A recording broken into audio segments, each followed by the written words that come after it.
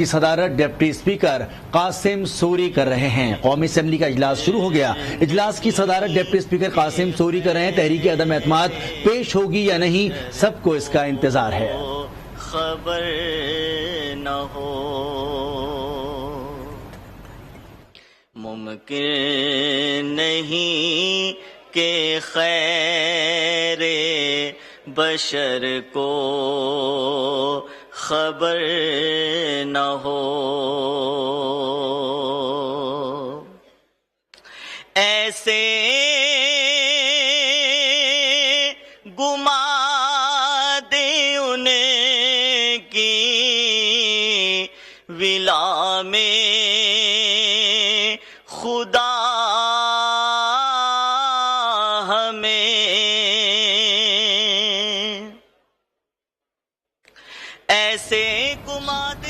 यहाँ कौमी असेंबली का इजलास जारी है और इस पर हम बात करेंगे। हमारे साथ मौजूद हैं सीनियर एंकर पर्सन आसमा शिराजी, इस्लामाबाद के ब्यूरो चीफ तारिक चौधरी हमारे साथ मौजूद होंगे, नवीद अकबर हमारे साथ मौजूद होंगे और लाहौर से ब्यूरो चीफ लाहौर सलीम शेख हमारे साथ मौजूद हैं। तारिक चौधरी साहब, बिलाखिर बाकायदा तौर पर इजलास शुरू हो गया है। इस वक्त नात ख्वानी की जा रही है। आप क्या समझते हैं कि इजलास कितनी देर चलेगा और एजेंडे को कितनी जल्दी जो है प्रोसेस कर दिया जाएगा? देखिए, इजलास शुरू हो चुका है कुरान मजीद और उसके बाद नात खानी और कौमी तराने के बाद इजलास की जो बाकायदा कार्रवाई का आगाज होगा। हमारी इतलात ये हैं कि आज 2 अहम एजेंडा आइटम इसमें आने वाले हैं। बाकी तो 27 नुकाती एजेंडा भी है जिसमें कुछ ऑर्डिनेंस भी ले होने हैं ईवान में, लेकिन जाहिर है जो मोस्ट इम्पोर्टेंट है वो एक तो जनूबी पंजाब को सूबा बनाने के हवाले से है और एक जो है अदम एतमाद की तहरीक के हवाले से जो रेजोल्यूशन है उस पर बातचीत होनी है, उसको टेबल होना है, उसको टेकअप होना है। तो इतलात यही है कि स्पीकर साहब के साथ जो मुलाकात हुई थी अपोजिशन रहनुमाओं की, उसमें यह तय पाया है कि स्पीकर साहब उसको टेकअप करने के हवाले से जो कानूनी तरीकाकार उस पर रजामंद है। अब इजलास जो है इस वक्त डिप्टी स्पीकर कासिम सूरी की सदारत में हो रहा है और ये पता चलेगा कि पहले अदम एतमाद की तहरीक के हवाले से एजेंडा आइटम पेश होता है या पहले जनूबी पंजाब के हवाले से जो एजेंडा आइटम है वो पेश होता है। तमाम इतलात यही है कि अपोजिशन का इसरार यही है कि सबसे पहले जो है वो अदम एतमाद की तहरीक को बाकायदा टेकअप कर लिया जाए और जब टेकअप हो जाए तो उसके बाद स्पीकर साहब जो है वो उसको 2 दिन के लिए इजलास को एडजर्न भी कर सकते हैं। बिल्कुल। आसमा, आप क्या समझती हैं कि इजलास की आज की कार्रवाई मुख्तसर होगी? देखिए, हो सकता है कि मुख्तसर आज पेश करने के बाद जो है वो इजलास को वोटिंग तक के लिए मुलतवी कर दिया जाए, लेकिन इससे इस वक्त जो है वो सबसे बड़ी डेवलपमेंट ये है कि चौधरी परवेज इलाही साहब जो हैं वो बनी गाला तशरीफ ले गए हैं और उनकी आज दिन में आपको पता है कि असद उमर साहब और दीगर वफाकी वज़रा उनके पास गए थे बातचीत के लिए और उसके बाद उन्होंने एक बातचीत भी की थी मीडिया के साथ और उसके बाद अब ये इत्तलात हैं कि वो बनी गाला जो है वो प्राइम मिनिस्टर से मिलने के लिए गए हैं। अब जाहिर है कि अगर उनको बाकायदा वहां पे वजारत आला की ऑफर की जाती है तो हो सकता है कि पाकिस्तान मुस्लिम लीग कायदे आजम जो है वो कोई रिस्पांस दे। हमारी इत्तलात तो ये भी है कि अपोजिशन ने भी उनके साथ अपने मामला तय किए हैं, लेकिन अगर ऐसा नहीं होता और वो हुकूमती पेशकश को कबूल करते हैं तो फिर सूरत हाल यकसर तब्दील हो सकती है पॉलिटिकल और इसके इम्कानात जाहिर है कि सियासी सूरत हाल में मौजूद हैं। बाकी कुछ दिन पहले तक जब हमारी चौधरी साहब से बात हुई थी या जो PMLQ के लोगों से बात हो रही थी तो वो इस कदर नाराज थे हुकूमत के साथ कि लगता ऐसे ही था कि उनके साथ इस किस्म की कोई भी ऑफर उनकी तरफ से जो है वो कबूल नहीं होगी। लेकिन फिर जो चौधरी शुजात साहब से हमारी बात हुई तो उन्होंने ये कहा था कि हमें वजारत आला की जो पहले पेशकश करेगा हम उसको जरूर कंसिडर करेंगे। तो अब कल रात को जो मुलाकात हुई अपोजिशन के साथ उनकी पाकिस्तान मुस्लिम लीग नवाज के साथ, उसमें भी कोई 2 तरह की इत्तलात आ रही है। एक तरफ तो ये कहा जा रहा है कि अपोजिशन के साथ उनके मामला तय हो गए और दूसरी तरफ ये कहा जा रहा है कि शायद PMLN की तरफ से उनको कोई ऐसी जो है वो बाज़ाब्ता ऑफर नहीं की गई अभी तक। तो अगर ये सूरत हाल आ गई है सामने और PMLQ जो है उसको हुकूमत की तरफ से कोई ऑफर मिलती है, यहाँ पर थोड़ा सा रुकेंगे और इजलास की कार्रवाई की जानिब चलेंगे और देखेंगे कि इस वक्त इजलास की कार्रवाई कहाँ तक पहुंची है। ना कहें, मेरे ख्याल में अक्सरियत हाँ में है, लिहाजा तहरीक मंजूर की जाती है। जी बाबर रहमान साहब। Thank you, Honourable Speaker. I wish to move under Rule 288 of the Rules of Procedure and Conduct of Business in the National Assembly 2007 that the requirement of Rule 51 of the said rules in respect of private members' business to be transacted on the Tuesday, the 29th March 2022, or the next working day, as may be suspended in order to discuss the resolution for the vote of no confidence against the Prime Minister. अब मैं तहरीक Ivan के सामने पेश करता हूं। सवाल यह है कि पेश करदा तहरीक मंजूर की जाए। वो तमाम अराकीन जो तहरीक के हक में हाँ कहें, वो तमाम अराकीन जो तहरीक के खिलाफ है ना कहें। मेरे ख्याल में अक्सरियत का जवाब हाँ में है, लिहाजा तहरीक मंजूर की जाती है। जी, आइटम नंबर 6 मखदूम जैन हुसैन कुरैशी साहब आइटम नंबर 6 पेश करें। शुक्रिया जनाब speaker. I stand to introduce the bill further to amend the Constitution of the Islamic Republic of Pakistan, the Constitution 26th Amendment Bill 2022.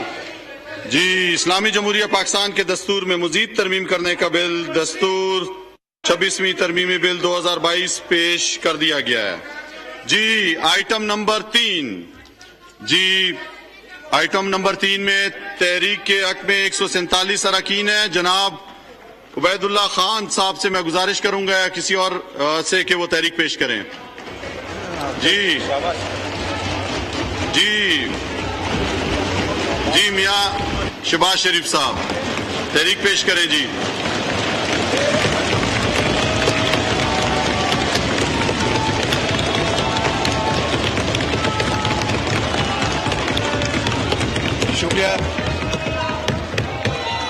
शुक्रिया जनाब डिप्टी स्पीकर। जी, तहरीक पेश करें। आप से मैं ये गुजारिश करूंगा कि अभी आपने जो आइटम हाउस में पेश कराने की इजाज़त दी वो गैर मुनासिब थी, इसलिए कि वोट ऑफ नो कॉन्फिडेंस की मोशन एजेंडा में पहले ही आ चुकी थी। लिहाजा ये अभी आपको मौका है जी, आपको दी है, आप इस पे तहरीक पेश कर दें। जी, अब मैं आपकी इजाज़त के साथ जी हाँ मैं ये पढ़ता हूँ। Under sub rule 4 of Rule 37 of the Rules of Procedure and Conduct of Business in the National Assembly 2007, I hereby seek leave of this august House to move the following resolution for a vote of no confidence against the Prime Minister. जी, वो अरकान जो इसकी हमायत में है अपनी निशस्तों पे खड़े हो जाएं। जी, गिनती करें। जी,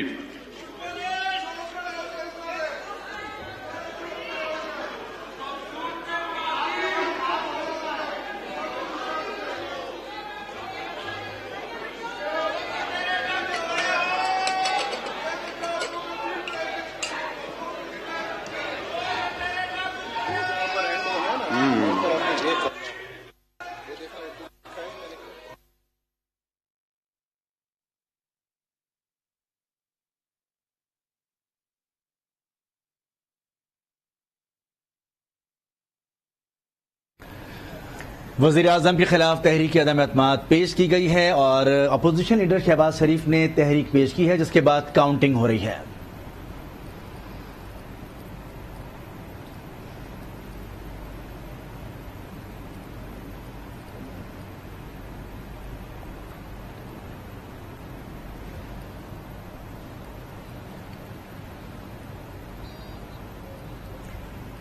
ये मनाजिर आप देख सकते हैं कौमी असेंबली के। अब से कुछ देर पहले अपोजिशन लीडर शहबाज शरीफ ने तहरीक पेश की है, जिसके बाद इस वक्त जायजा लिया जा रहा है कि कितने लोग इसके हक में हैं और तमाम लोगों की गिनती के बाद बाकायदा तौर पर अनाउंस किया जाएगा। आपको बताएंगे अहम इजलास कौमी असेंबली का, जिसमें आइटम नंबर 3 के तौर पर यह पेश किया गया और शहबाज शरीफ ने कहा कि अंडर सब रूल 4 के तहत no confidence against prime minister ये तहरीक उनकी जानिब से पेश की गई और इस वक्त काउंटिंग की जा रही है।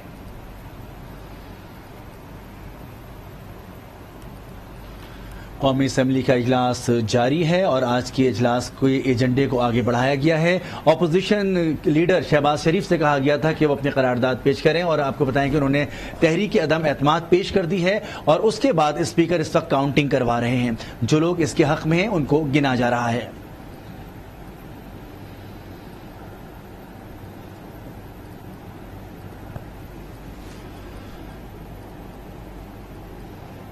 खामोशी इख्तियार करें।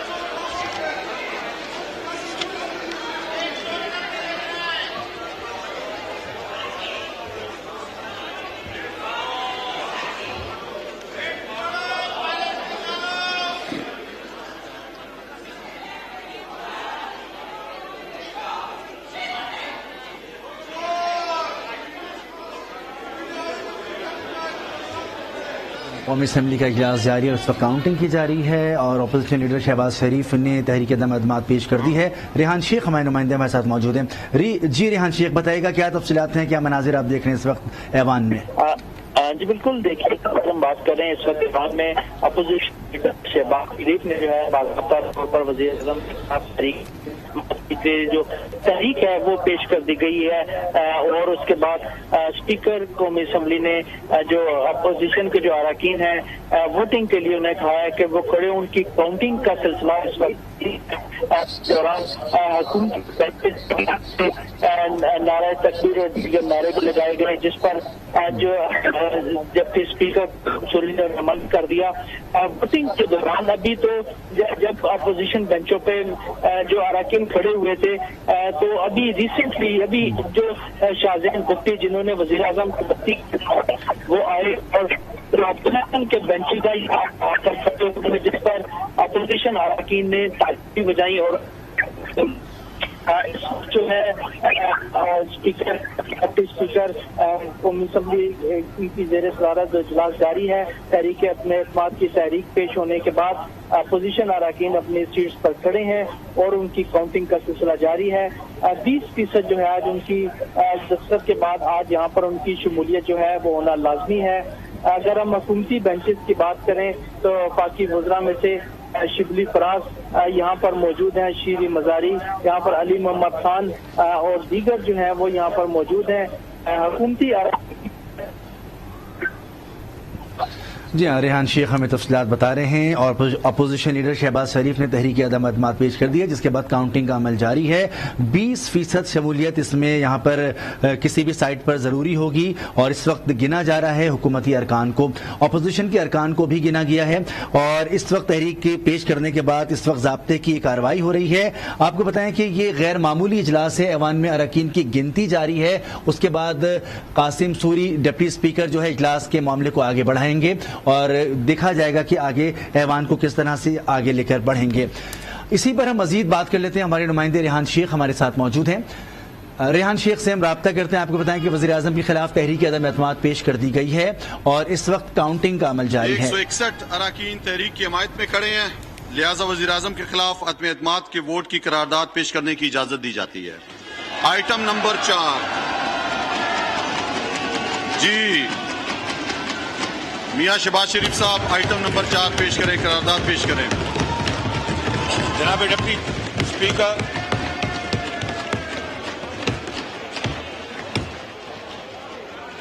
Should I start? मैं स्टार्ट करूं? Through this resolution under clause 1 of Article 95 of the Constitution of the Islamic Republic of Pakistan, this House resolves that it has no confidence in the Prime Minister, Mr. Imran Khan Niazi, and consequently he shall cease to hold office under Clause 4 abed. करारदाद पर बहस rule 37 के सब rule 5 के तहत बरोज जुमेरात 31 मार्च 2022 को होगी। Ivan की कार्रवाई बरोज जुमेरात 31 मार्च 2022 दोपहर 4 बजे तक मुलतवी की जाती है। जी हाँ, आपको बताएं कि असम्बली का इजलास 2022 31 मार्च 2022 तक बरोज जुमरात मुलतवी किया गया है और करारदाद को एक्सेप्ट किया गया है। पहले गिनती करवाई गई थी, 161 अरकान अपोजिशन के मौजूद थे और जिसके बाद उनको करारदाद उनको जो है ये इसी पर बात करेंगे। मजीद हमारे साथ मौजूद है हमारे नुमाइंदे रेहान शेख से। रेहान शेख, बताइएगा 168 अरकान ने वोट दिया, लिहाजा अब करारदाद पेश की गई है और 31 मार्च तक बहस के लिए इस असम्बली के इजलास को मुलतवी किया गया है। मजीद के तफसीलात आपके पास हैं। जैसे ये इजलास शुरू हुआ और उस पर अपोजिशन लीडर शहबाज शरीफ ने जो है वज़ीर आज़म के खिलाफ तहरीक अपने एतमाद जो है वो उसकी की और उसके अरकान है वो खड़े हुए, उनकी काउंटिंग की गई। से ताल्लुक है 161। बिल्कुल, रेहान शेख आपसे मजीद बात करते हैं। इस वक्त हमारे साथ मौजूद हैं तारिक चौधरी, ब्यूरो चीफ इस्लामाबाद। जी तारिक चौधरी, बरोज जुमरात 31 मार्च तक अब इजलास को मुलतवी किया गया, क्या तफसीलात हैं आपके पास?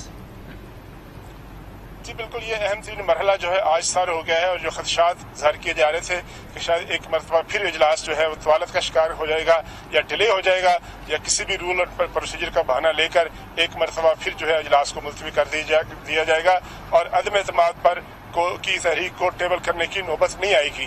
लेकिन आज अपोजिशन और कौमी असम्बली के स्पीकर के दरमियान मुलाकात हुई थी, उस मुलाकात के बाद जो एग्रीमेंट हुआ था, जो मफाहमत हुई थी, वो काम आई है और ये जो तहरीक है वो न सिर्फ टेबल हो गई है बल्कि सारा प्रोसेस इब्तदाई मुकम्मल कर लिया गया। जब चेयर ने अपोजिशन अरकान को कहा कि वो प्रोसेस के मुताबिक जो मूवर हैं इस तहरीक के वो अपनी शनाख्त कराएं, अपनी गिनती कराएं, तो 61 अरकान जो थे जिनके साइन थे, जिनकी तादाद का पूरा होना जरूरी है, उन सब ने खड़े होकर बाकायदा अपनी गिनती कराई है और ये गिनती कौमी असम्बली का सेक्रेटेरिएट करता है। तो इस तरह से ये प्रोसेस मुकम्मल हो गया, तहरीक जो है वो पेश है वो, और अब इस तहरीक पर अगली कार्रवाई के लिए जुमेरात का दिन, यानी आज सोमवार है और आज से 4 दिन बाद जुमेरात के दिन दोबारा इजलास होगा और 3 दिन कहा जा रहा है कि 3 दिन तक इस पर बहस होगी। इसका मतलब ये है कि 3 दिन जुमेरात, जुमा और हफ्ता इस पर बहस होगी और बहस के बाद जब बहस कंक्लूड हो जाएगी तो ठीक है। तारिक चौधरी हमारे साथ मौजूद रहेगा, आसमा शिराजी हमारे साथ मौजूद हैं।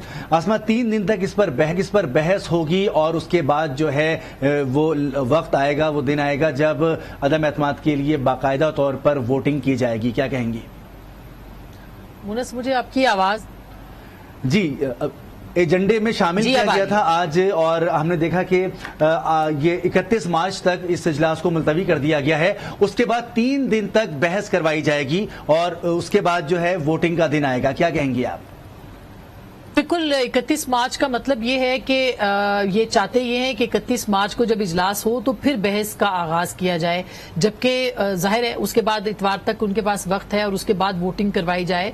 तो अब यही नजर आता है कि 31 मार्च को जब इजलास होगा तो ये बहस की जाएगी कि क्यों तहरीक अदम एतमाद जो है वो पेश की गई है और उसके मकासद क्या है, और दूसरी दोनों तरफ से जो है वो इसके ऊपर बातचीत की जाएगी। सो अब 31 मार्च तक की जो एक पॉलिटिकल गेम है और जो पूरी पाकिस्तान की नजरें लगी हुई है पाकिस्तान की सियासत के ऊपर कि क्या हो सकता है, क्या नहीं हो सकता, कौन किसके साथ जाएगा, इत्तेहादी होंगे या नहीं होंगे, नंबर्स गेम जो है वो एक मरतबा फिर कुछ और दिनों तक के लिए जो है वो सिलसिला जारी रहेगा और इसी तरह से मुलाकातें भी जारी रहेंगी। सो अब ये देखना है कि 31 मार्च को जब ये मामला होगा तो उसी दिन जो है बहस करवा के उसके ऊपर वोटिंग करवा दी जाएगी या उसको इस मामले को और आगे ले जाया जाएगा। मेरा ख्याल ये है कि 31 मार्च को ही वोटिंग जो है वो इसके ऊपर करवाए जाने का इम्कान है, क्योंकि उसके बाद तो फिर जुम्मा और हफ्ता, इतवार 3 दिन और बचेंगे, तो हो सकता है कि उसी दिन जो है वो बहस करके इस प्रोसीडिंग्स को कंप्लीट किया जाए और कंक्लूड किया जाए। अब जहां तक इस पूरा एक हिस्टीरिया जो है, पॉलिटिकल हिस्टीरिया वो क्रिएट हुआ है पूरे एनवायरनमेंट के ऊपर और तमाम कारोबारी जिंदगी इस वक्त जो खास करके मिनिस्ट्रीज का है, जो कि यहाँ पे सेक्रेटेरिएट का इस्लामाबाद के अंदर, वो बिल्कुल स्टैंड स्टिल है और सबकी निगाहें इसके ऊपर लगी हुई है कि ये हुकूमत रहेगी कि नहीं रहेगी और अगली हुकूमत कौन सी आएगी। तो जितनी जल्दी इससे निकला जाए उतना बेहतर है और इसी सिलसिले में शायद आज कोई बड़ी खबर जो है वो हमें सुनने को मिल जाए, जो कि परवेज इलाही साहब अभी जो है वो बनी गाला गए हैं और कहा यह जा रहा है कि बनी गाला में उनको बाकायदा प्राइम मिनिस्टर की तरफ से ऑफर भी की जाएगी कि वो पंजाब की वजारत आला जो है वो संभाले। और हमारी अभी एक जरिए से बात हो रही थी तो उन्होंने उनकी तरफ से ये कहा जा रहा था कि इम्कान इस बात का भी मौजूद है कि चौधरी परवेज इलाही साहब जो है उनको शुक्रिया अदा करें और चूंकि वो बहुत वजादार हैं लिहाजा हो सकता है कि वो प्राइम मिनिस्टर से कहें कि आपके साथ हमने 3.5 साल काम किया और बाकायदा उसके लिए जो है वो शुक्रिया अदा करे। तो दोनों सूरतों में अब देखना यह है कि बनी गाला से क्या खबर आती है और किस तरह से ये चीजें आगे बढ़ती हैं। कल रात को जो मुलाकातें हुई हैं इस्लामाबाद में और आज जो आसिफ जरदारी साहब ने इजलास के अंदर शहबाज शरीफ साहब को जो है वो वजीर आजम की कह के पुकारा और इसी तरह से राना सनाउल्लाह साहब को वजीर दाखिला कह के पुकारा, तो इसका तो मतलब ये है कि आसिफ जरदारी साहब जो है वो किसी नतीजे तक पहुंच चुके हैं, अपोजिशन किसी नतीजे तक पहुंच चुकी है कि जो गेम है वो होने क्या जा रही है। 161 का नंबर भी बड़ा इंपॉर्टेंट था जो कि आज आपने देखा। 161 अरकान जो है वो वहां पे मौजूद थे और ये अपोजिशन की असल स्ट्रेंथ ये है। इसमें अब जितने नाराज अरकान 172 चाहिए प्राइम मिनिस्टर के कैंडिडेट के लिए, ये याद रखिएगा, और 13 अरकान जो है वो ऑलरेडी जो है वो नाराज हैं, या 12 उनमें से कह दें कि वो नाराज हैं और उन्होंने वोट करना है। और इसके साथ साथ जो है वो इत्तेहादी जमातों में से भी कुछ जो है वो आज शाम या कल सुबह तक जो है कहा जा रहा है कि किसी न किसी नतीजे पर पहुंच जाएंगे। सो अब ये इंटरेस्टिंग होगा देखना कि बनी गाला की ऑफर को जो है वो क्या किस तरह से एक्सेप्ट करते हैं या रिजेक्ट करते हैं चौधरी बरादरान, या फिर चौधरी बरादरान जो है उनको शुक्रिया अदा करते हैं, या फिर ये कि वो अब अपना फैसला कर सकते हैं कि हम जो है वो किस जानिब खड़े होंगे अगले चंद दिनों की सियासत के अंदर। ये देखना जाहिर है कि बहुत अहम होगा, लेकिन मैच अभी बाकी है और फिल्म भी बाकी है, तो देखते हैं कि ये मामला कहाँ पे जाके रुकता है।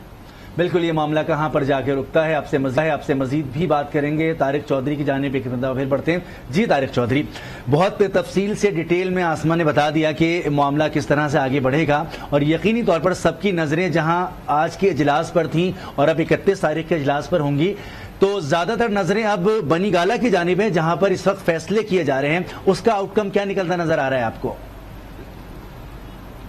देखिए, हुकूमत की जानिब से तो एक मरतबा नहीं, बार बार उनको परवेज लाई साहब को वजारत आला की ऑफर की जा चुकी है, लेकिन ऑफर ये थी कि पहले अदम एतमाद की तहरीक के हवाले से पाकिस्तान मुस्लिम लीग काफ जो है वो वफाकी हुकूमत का साथ दे, उसके बाद पंजाब का सोचा जाएगा और पंजाब की वजारत आला का फैसला बाद होगा। ये एक स्टेटेड पोजीशन थी जो कि पाकिस्तान मुस्लिम लीग काफ को कही गई थी। लेकिन अब चूंकि सिचुएशन जो है कुछ और तरह की हो गई है, 13 अरकान जो है एलानिया तौर पर आ चुके हैं। एक जो है शाहजहान बुक्टी साहब जो है वो भी हुकूमत की हिमायत की मुखालफत कर चुके हैं, तो इसलिए अब और तरह की सिचुएशन है। और दूसरी जानिब जो है जो चीफ मिनिस्टर पंजाब है, क्योंकि उनके खिलाफ तहरीक एतमाद भी पेश हो चुकी है, तो वहाँ भी उनका फ्यूचर भी डामाडोल है। तो अब इस बात का इम्कान है कि जब प्राइम मिनिस्टर जब खुद ऑफर करेंगे परवेज लाई साहब को, तो फिर उसके बाद वो वापस आए और आके एक मरतबा फिर मुस्लिम लीग काफ की दीगर क़यादत के साथ मुशावरत करें और मुशावरत करके बाद जवाब दें। अब मामला जो है सिर्फ बनी गाला की तरफ नहीं है, बल्कि BAP के साथ भी है, MKM के साथ भी है, मुस्लिम लीग काफ के साथ भी है और उन मुनर्रफ अरकान के साथ भी है जो अभी तक अपनी जमात में वापस नहीं आए। तो अभी बड़ी पेचीदा सूरत हाल है। मामला जो है बॉल टू बॉल जो है विक्ट्री और डिफीट की तरफ जा रहे हैं। अब देखना यह है कि इस गेम में कौन जीतता है, चूंकि अभी एक मरतबा फिर राब्तों का सिलसिला जो है आज जारी हो जाएगा और मुलाकातें होंगी और एक मरतबा फिर हुकूमती वफूद को जाना पड़ेगा, अपोजिशन को मुलाकातें करनी पड़ेंगी और ये 3 इत्तेहादी जो है एक मरतबा फिर अहमियत इख्तियार कर गए हैं। बिल्कुल, आज के इजलास के बाद थोड़ा सा टाइम और मिला है जहां पर जोड़ तोड़ का सिलसिला अब मजीद आगे भी बढ़ाया जाएगा। सलीम शेख, लाहौर और पंजाब की सियासत का खासा असर पड़ रहा है, हम देखने के अहम मुलाकात इस वक्त हो रही है। चौधरी परवेज इलाही पहुंचे हैं, क्या समझते हैं आप? दीगर इत्तेहादियों से भी इसी तरह से बातचीत की जाएगी, इमरान खान की जानिब से उनको मना लिया जाएगा और इसके साथ साथ जो नाराज अरकान हैं वो भी बहुत अहमियत के हामिल हैं। जी सलीम, अब इमरान खान साहब ने जो है वो कोशिशें शुरू कर दी हैं और मुकम्मल तौर पर वो मैदान में आ गए हैं और वो अब आखिरी कोशिशें कर रहे हैं कि किसी तरह जो है इनकी हुकूमत बच जाए। लेकिन मैं समझता हूँ कि थोड़ी सी देर हो चुकी है, लेकिन हुकूमत के पास काफ़ी कुछ होता है देने के लिए। लेकिन जो आज पंजाब में अदम एतमाद पेश हुई है वज़ीर आला पंजाब के खिलाफ, तो उसमें जो है काफ़ी ग्रुप्स जो हैं वो मुतहर्रक हैं। अगर चौधरी परवेज लाई इस वक्त गए हैं इमरान खान साहब से मुलाकात करने के लिए, तो इसका मतलब ये नहीं है कि अगर वो वहाँ पर मुलाकात करके आ जाएंगे और सारी चीज़ें मान भी जाएंगे और हुकूमत के इत्तेहादी भी रहेंगे तो गेम जो है वो हुकूमत के हक में चली जाएगी। लेकिन फिर भी हुकूमत को काफ़ी तगदो करनी पड़ेगी, क्योंकि पंजाब में जो है पंजाब की हुकूमत बचाना भी जो है इमरान खान के लिए काफ़ी अहम होगा। और यहाँ पर जो है तरीन ग्रुप जो है उसकी भी काफ़ी अहमियत है। तरीन ग्रुप का ये कहना है कि उनके 19 अरकान असम्बली जो है उनके साथ हैं और उन्होंने अपना इजलास कल बुला लिया और उसमें वो फैसला करेंगे कि क्या करना है। गो कि वो कल ही फैसला नहीं करेंगे, क्योंकि असम्बली का इजलास बुलाने के लिए जो है 14 दिन रिक्वायर्ड है, 14 दिन के अंदर अंदर इजलास होना है और उसके बाद भी जो है तहरीक अदम एतमाद सेम यही प्रोसेस होगा जो वफाक में हो रहा है। 7 दिन के अंदर अंदर जो है वो वोटिंग होनी है, यानी कि 21 दिन का अभी टाइम है अदम एतमाद के हवाले से तरीन ग्रुप जो है वो काफ़ी अहमियत इख्तियार कर गया। और वफाक के हवाले से मैं एक बात बताऊँ आपको कि अगर एक चीज़ हम फ़र्ज़ कर लेते हैं कि तहरीक अदम एतमाद के हवाले से मुस्लिम लीग काफ जो है वो हुकूमत का साथ दे देती है, तो जो नाराज़ अरकान असम्बली हैं वो अभी भी जो है वो अपोजिशन के साथ हैं, क्योंकि राजा रियाज जो फैसलाबाद के MNA हैं उन्होंने आज पंजाब के जो पीपल्स पार्टी के MP हैं हसन मुर्जा उनसे रब्ता किया है और उनको मुबारकबाद पेश की है कि आपने पंजाब में जो है तहरीक अदम एतमाद पेश किया है, तो हमारे जो दोस्त हैं वो भी आपके साथ होंगे। इसका मतलब है कि 19 अरकान असम्बली जो दावा किया जा रहा है कि तरीन ग्रुप के हैं वो भी वहाँ अपोजिशन के साथ जाने की पोजीशन में है, गो के वहाँ से अभी फैसला नहीं किया। और एक जो कौमी असम्बली के रुकन है जमात इस्लामी के, उनका भी फैसला नहीं हुआ। यकीन यही किया जा रहा है कि वो हुकूमत के साथ नहीं जाएंगे, अपोजिशन के साथ जाएंगे, क्योंकि अपोजिशन के उनके साथ राब्ते हो चुके हैं। उन्होंने भी अभी तक ऐलान नहीं किया कि उन्होंने किसके साथ जाना है। तो सूरत हाल काफ़ी गंभीर है, वक्त लगेगा। अगर हुकूमत इसी तरह एक्टिव रही तो शायद वो अपनी कोशिशों में कामयाब हो जाए, लेकिन जो अभी तक की बज़ाहिर सूरत हाल नज़र आ रही है वो यही है कि अपोजिशन ने अपना होमवर्क मुकम्मल कर लिया, और ये होमवर्क आज ही मुकम्मल नहीं किया, ये काफ़ी देर पहले से मुकम्मल कर लिया है। और इसमें जो है बस ये जो मुलाकातें हो रही हैं, दावतें हो रही हैं, खाने खाए जा रहे हैं, ये एक स्ट्रेटजी का हिस्सा है।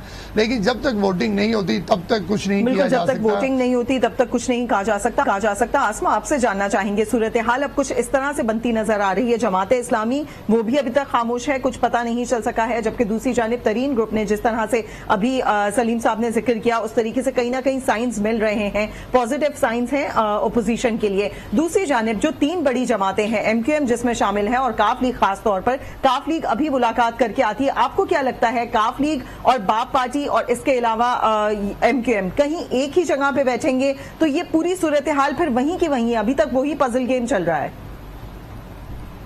जी बिल्कुल, मेरा ख्याल है कि कल जो है वो बातचीत हुई ये MQM के साथ भी और बाप पार्टी के साथ भी।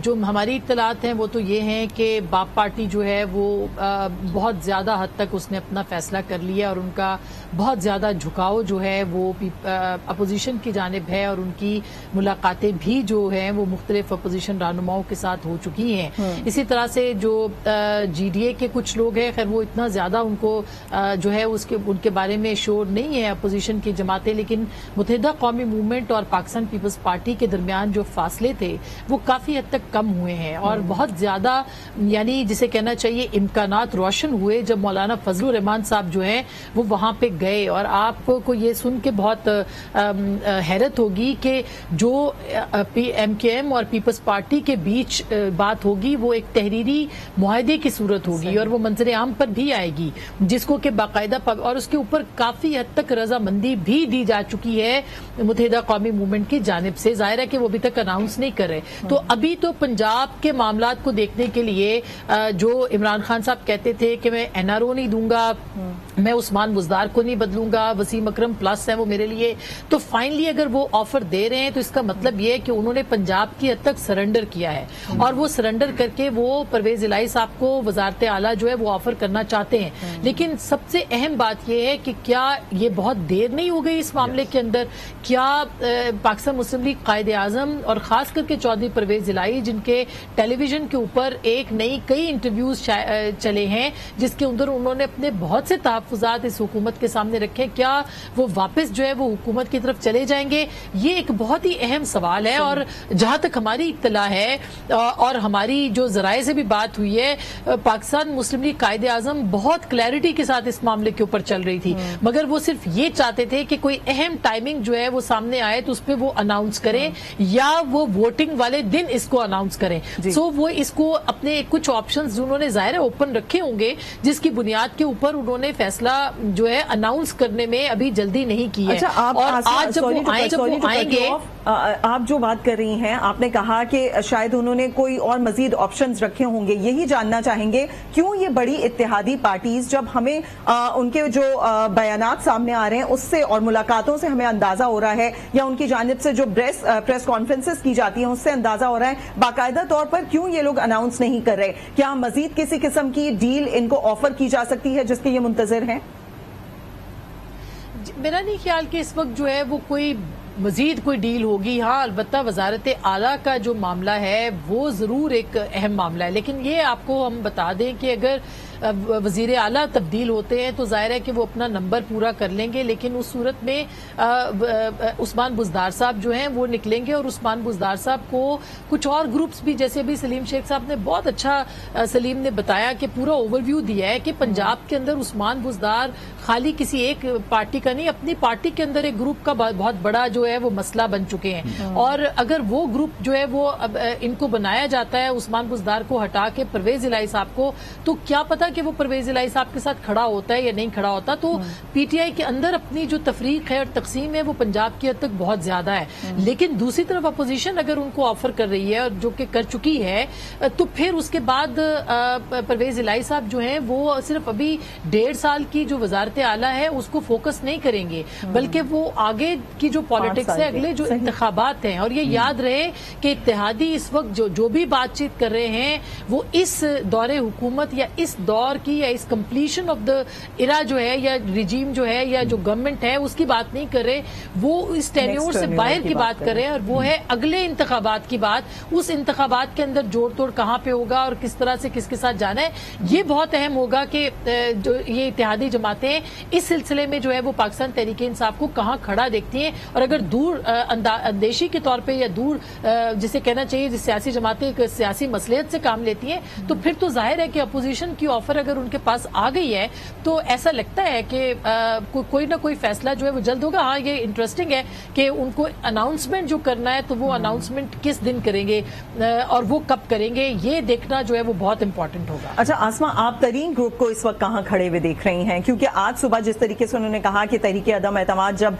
पंजाब असेंबली में पेश की गई वजीर आला के खिलाफ, तो उनको मुबारकबाद दी गई आकर जमात इस्लामी और दूसरे राजा रियाज साहब ने स्पेशली आकर मुबारकबाद पेश की। तो इस पूरी सूरत हाल से तो हम कोई अंदाजा ही लगा सकते हैं, यानी कि उनसे उनकी जानिब से कोई एग्जैक्ट क्लियर स्टेटमेंट नहीं आई है। तो तरीन ग्रुप कहां स्टैंड कर रहा है, और अगर आया वो ओपोजिशन के साथ खड़ा होता है तो ओपोजिशन कितनी ज्यादा मजीद स्ट्रांग हो सकती है? जी बिल्कुल, और हमारी है कि तरीन ग्रुप की बहुत बात और मुलाकात जो है वो पाकिस्तान मुस्लिम लीग नवाज के साथ रही है और उनकी बातचीत होती रही है, बल्कि शहबाज शरीफ साहब के साथ तो एक ऑन द रिकॉर्ड और एक ऑफ द रिकॉर्ड मीटिंग जो थी जहांगीर तरीन साहब के लंदन जाने से पहले वो भी सामने आई थी। और इसी तरह से तरीन ग्रुप का जाहिर है कि बहुत अहम किरदार हो जाएगा।